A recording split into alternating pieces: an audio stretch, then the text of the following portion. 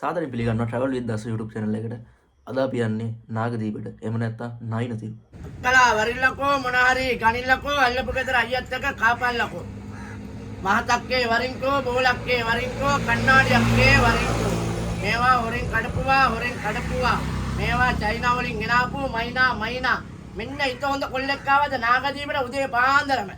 මේ අයලා මෙනික් කැට වාගේ. මෙනික් කැට ලංකාවේ බොහොම අඩු. ඒක මෙනික් කැටයක් තමයි දෙවිල් ඉන්නේ. මේ වීඩියෝ එක ලයික් කරන්න ෂෙයා කරන්න. මෙන්න චයිනා මයිනා. එළගිරි. ඉතින් අද මම ඩෙල්ෆ් දූපතට සමුදියලා යන්නේ නාගදීප දූපතට. ඉතින් නාගදීප දූපතට යන්න බෝට්ටු වෙනවා කිව්වේ 6:30ට. දැන්ට මට බෝට්ටු ඇවිල්ලා තියෙන්නේ. පේනවනේ සේනක පොලිමේ ඉන්නවා. ඉතින් මම ආපහු යන්න ඕනේ කුඩිකට්ටුවන් ජැටියට. කුඩිකට්ටුවන් ජැටියට ගිහලා ආපහු යන්න ඕනේ නාගදීපට. නැත්තම් ඩෙල්ෆ් ජැටියේ ඉඳලා කෙලින්ම යන්න බෑ නාගදීප දූපතට. දැන් කුඩිකට්ටුවන් ජැටියේ ඉඳලා නාගදීපට යන බෝට්ටුවේ යන්න තමයි හදන්නේ. ඉතින් කලින් ගියා වගේ නාවික හමුදාවෙන් යන බෝට්ටුවක නෙමෙයි දැන් යන්නේ මේ පෞද්ගලික බෝට්ටුවක. ඉතින් විනාඩි 20ක් වගේ තමයි යන්නේ. රුපියල් 80ක් වගේ යනවා යන්න. ඒතකොට යන්න එන්නයි රුපියල් 160ක් වගේ තමයි යන්නේ නාගදීපට ගිහිල්ලා එන්න.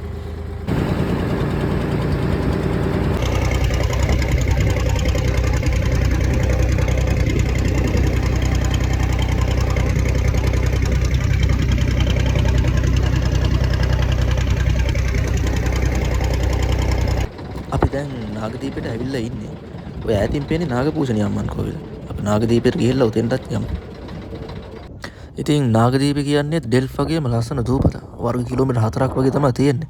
ඉන්දියාවේ ඉඳලා සැතුම් 35ක පමණ දුරින් තමයි මේක පිහිටලා තියෙන්නේ.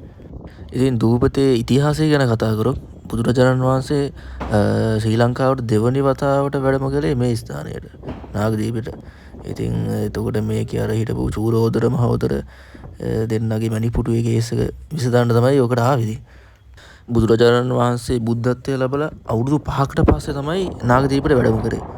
ඉතින් මේක ලස්සන වගේම ඓතිහාසික දූපතක්. අපි ඇතුළට ගිහිල්ලා බලමු කොහොමද තියෙන්නේ කියලා. ඉතින් නාගදීපේ විශේෂ දෙයක් කියලා බලන්න නෑ ඇත්තටම. මණික් පුටුව තියලා හදපු චෛත්‍යය තියෙනවා. එතකොට විශේෂ ඔය බුදු මැදුර සුදු බෝධිය. එතකොට මොකක්ද අර කිරිපඩු රුග මුලද මොකක්ද ඒක තියෙනවා. ඒ ටික තමයි ඉතින් බලන්න තියෙන්නේ. ඒ ටික වැඳලා පුදාගෙන එන්න තමයි තියෙන්නේ. සුදු බෝධිය.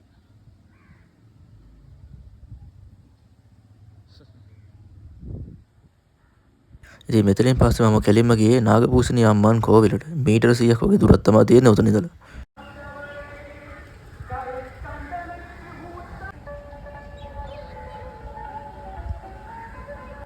ඉතින් මේක තමයි නයිනතිව් නාගපූජනීය අම්මන් කෝවිල කියන්නේ. මේක සෑහෙන ලොකු කෝවිලක්. ඇතුළට සරෙප්පු දාගෙන යන්න දෙන්නේ ඔක්කොම ගලවලා තමයි ඇතුළට යන්න ඕනේ.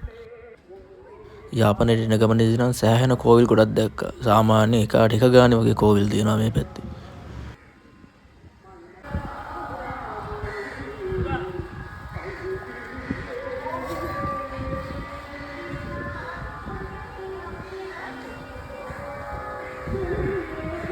නාගදීප දූපතට එන්නේ වෙන තැනකින් යන්නේ වෙන තැනකින්. ඔය තියෙන්නේ යන එක්සිට් එක.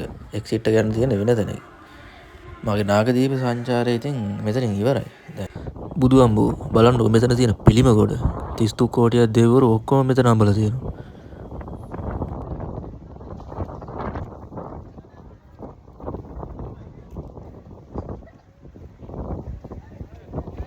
ඉතින් මගේ දැන් යාපනයේ චාරිකාව ඉවරයි.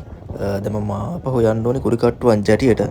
ඉතින් කුඩිකට්ටුවන් ජැටියට ගියාට පස්සේ එතන ඇවිල්ලා තියෙනවා යාපනයට යන්න වෙනම බස්. බය වෙන්න දෙයක් නැහැ. බස් අනමන ඔක්කොම තියෙනවා.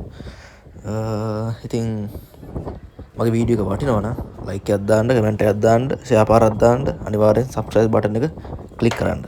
එහෙනම් වෙන වීඩියෝ එකකින් සෙට් වෙමු.